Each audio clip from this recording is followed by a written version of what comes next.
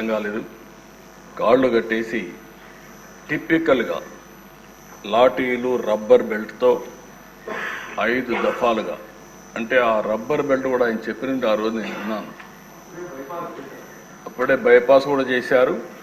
అరికాళ్ల పైన, ఆ కాళ్ల పైన కొడితే అది ఐడెంటిఫై చేయలేదు. ఈవెన్ డాక్టర్స్ ఇది చేసినా కూడా ఐడెంటిఫై చేయలేరనే ఉద్దేశంతో విపరీతంగా కొట్టి రాత్రంతా కూడా ఇది చేశారు. అప్పటికే హార్ట్ సర్జరీ అయింది. గుండె మామూలుగా సర్జరీ అయినప్పుడు కొంచెం ఇబ్బందులు కూడా ఉంటాయి. అలాంటిది మంచం మీద ఎక్కి రొమ్ముల పైన కూడా ఎక్కి విపరీతంగా కొట్టి తీవ్రంగా హింసించారు. వాళ్ళు హింసించిన విధానం మీరు చూస్తే ఎక్కడికక్కడ మంచం కోళ్ళు కూడా కింద నుండే కాళ్ళు కూడా ఇరిగిపోయే పరిస్థితికి వచ్చాయి. మామూలుగా అక్కడ సిఆర్పిఎఫ్ సెక్యూరిటీ ఉంటుంది. అలాంటి సిఆర్పిఎఫ్ సెక్యూరిటీ లేకుండా పంపించేశారు. రాత్రంతా తీవ్రంగా హింసించారు. తీవ్రమైన బూతులు తిట్టారు. రచ్చబండ పెట్టి ముఖ్యమంత్రి బెయిల్ రద్దు చేయమంటావంటూ కొడుతూ తీవ్రంగా క్షోభకు గురి చేశారు. ఒక సర్కిల్ ఇన్స్పెక్టర్, హెడ్ కానిస్టేబుల్ కాపలా ఉంటారు.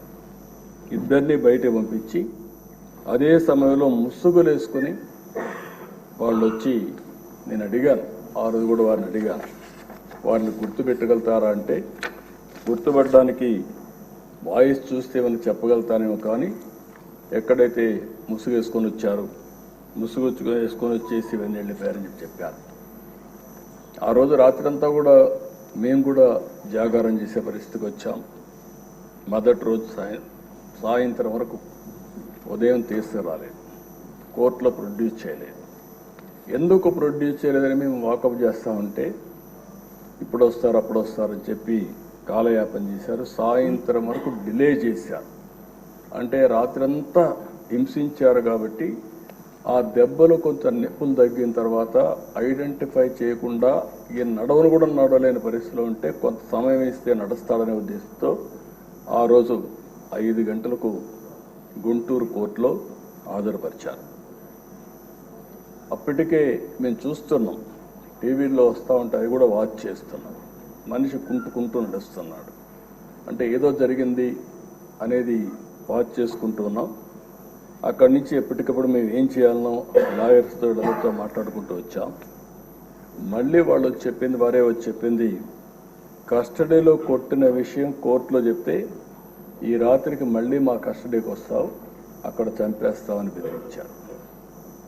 ఈ విషయాన్ని చూసినప్పుడు ఈ రాష్ట్రంలో కూడా ఇవన్నీ జరుగుతాయా అనే ఆశ్చర్యం కలుగుతుంది.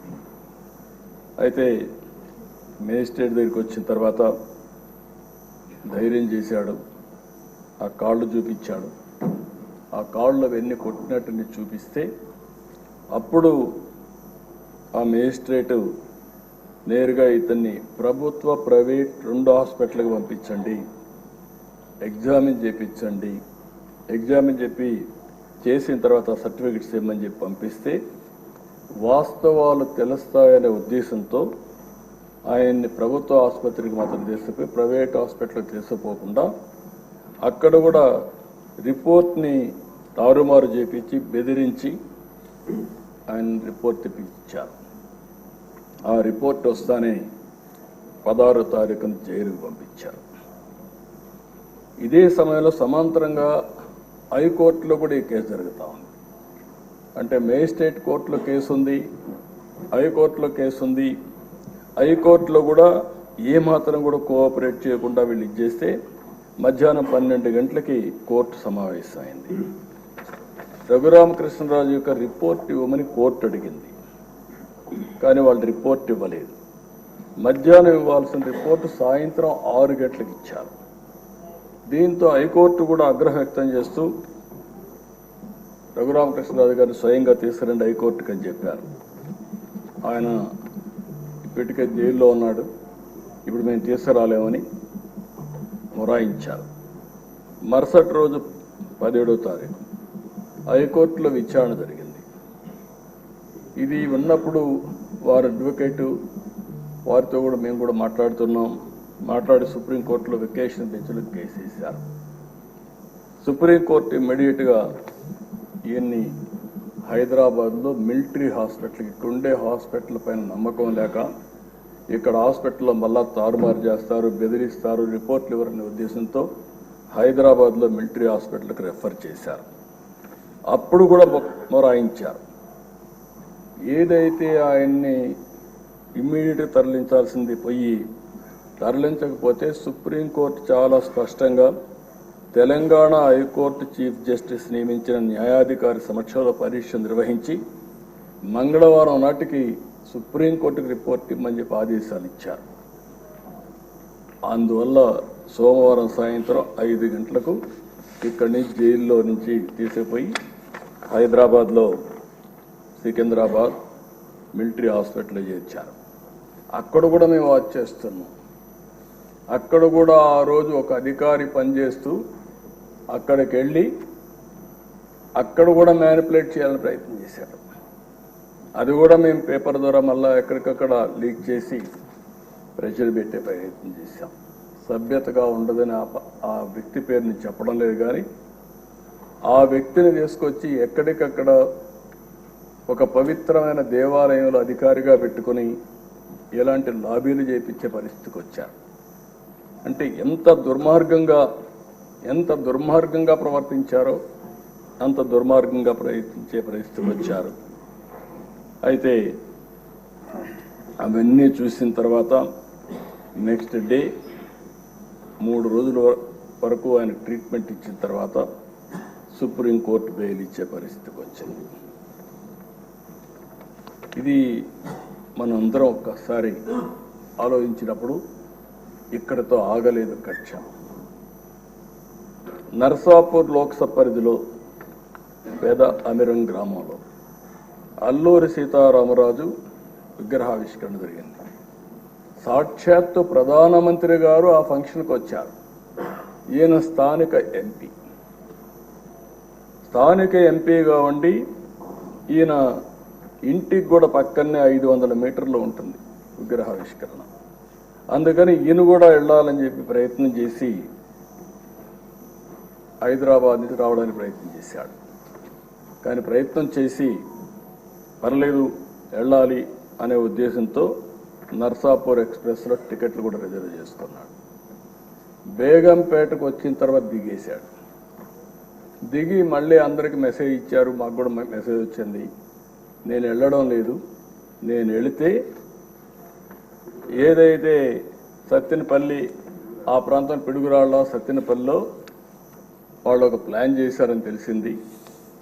అవసరమైతే భోగిని తగలబెట్టి చంపేయాలని చెప్పి ఆ వార్త తెలిసింది కాబట్టి నేను దిగేశాను, నేను పోవడం లేదని చెప్పి దిగేసి వచ్చే పరిస్థితికి వచ్చాడు. అంటే ఇవన్నీ చూస్తే ఇవి సాధ్యమా, ఇవి జరుగుతాయా అనిపిస్తుంది. కానీ వీరి విషయంలో ఇవన్నీ జరిగాయి. 5 సంవత్సరాలు ఎంపీగా ఎన్నికైన తర్వాత నియోజకవర్గానికి రాలేకపోతే కడాను రచ్చబండ పెట్టి ప్రజలకు జరిగిన విషయాలు జరిగినట్టు చెప్పి ప్రజల ఆదరణ పొందిన వ్యక్తి ఈ రఘురామకృష్ణ. అందుకే నేను అందుకే త్రిబుల్-ఆర్ సినిమా ఎంత సంచలనమో ఈయన జీవితం కూడా అంతే సంచలనం. ఇంకొక విషయం కూడా మనం గుర్తుపెట్టుకోవాలి. మామూలు వ్యక్తి అయితే ఆ ధైర్యంగా ముందుకు వచ్చేవాడు కాదు. ఒక్కసారి నేను ఎన్నోసార్లు చెప్పాను, కొంతమంది నేరస్తులు నాకు ఇది చూసినప్పుడు ఒకటి గుర్తొస్తుంది. ఇలాంటి చూసినప్పుడు ఇంకా చాలా జరుగుతున్నాయి. అవి చూసినప్పుడు నాకు ఎప్పుడు కూడా దేశంలో ఎక్కడన్నా జరిగిందా అని నేను అధ్యయనం చేశాను. ఇక్కడుండే శాసనసభ్యులు 5 కోట్ల ప్రజలు కూడా అర్థం చేసుకోవాల్సిన అవసరం ఉంది. రెండోది ఆయన విషయంలోనే కాదు, నా విషయంలో కూడా జరిగిన తర్వాత ఏదైతే నా అభిప్రాయాన్ని ధృవీకరించుకున్నాను.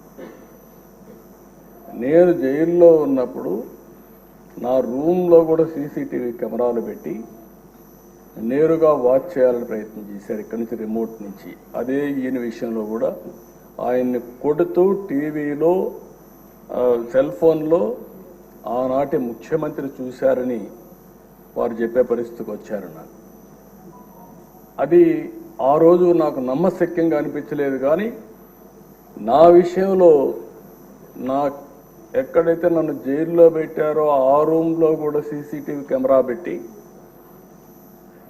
నేను ఏ విధంగా ఉన్నానో వాచ్ చేయడానికి ప్రయత్నం చేశారన్నప్పుడు నాకు నా అభిప్రాయాలు కన్ఫర్మ్ అయినాయి. అది అయిన తర్వాత నేను చాలాసార్లు ఆలోచించాను, ఎక్కడన్నా ఇలాంటి వాళ్ళు ఉన్నారా, ఎక్కడన్నా జరిగిందా ప్రపంచంలో అని అడిగితే ఒకే ఒక వ్యక్తి దొరికాడు. ఆ వ్యక్తి కొలంబియాలో ఎన్నో ఏళ్లకు మునుపు కాదు, 1980-85 ఆ ప్రాంతంలో ఏదైతే పాబ్లో ఎస్కోబార్, అతనికి ఇతనికి కరెక్ట్గా సరిపోతున్నాయి పోలికలు, దాంట్లో ఏం అనుమానం లేదు. అతను కూడా మీరు చూస్తే కొలంబియాలో మారక ద్రవ్యాల ముఠాలకు ఎస్కోబార్ నాయకుడు, అత్యంత ధనికుడుగా, నేరస్తుడుగా, దుర్మార్గుడుగా ఎమర్జ్ అయ్యాడు. దుర్మార్గుడు అంటున్నా నేను. ప్రపంచ మార్కెట్లో 80% కోకైన్ వంటి మారక ద్రవ్యాలని తయారు చేసి సరఫరా చేసి మొత్తం ప్రపంచంలోని డ్రగ్ స్మగ్లర్గా తయారయ్యాడు. మన ఈయన కూడా చూస్తే గంజాయి వచ్చింది, డ్రగ్స్ వచ్చాయి.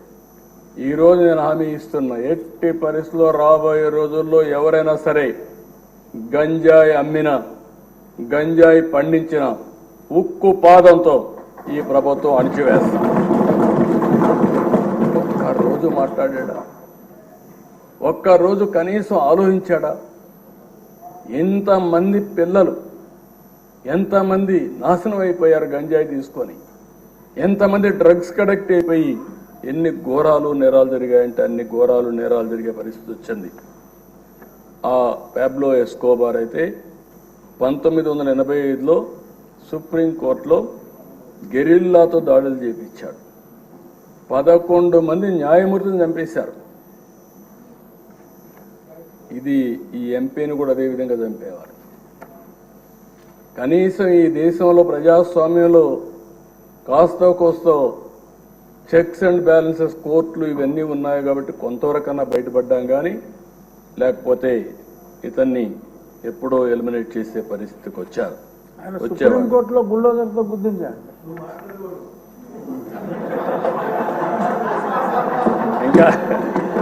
ఇంకా అలవాటు కాలేదు.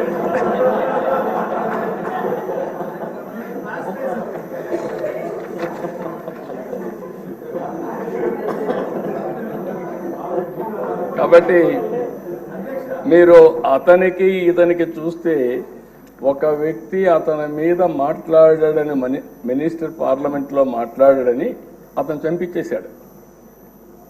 ఇక్కడ అదే సంఘటనలు జరుగుతున్నాయి. ఎవరైనా సరే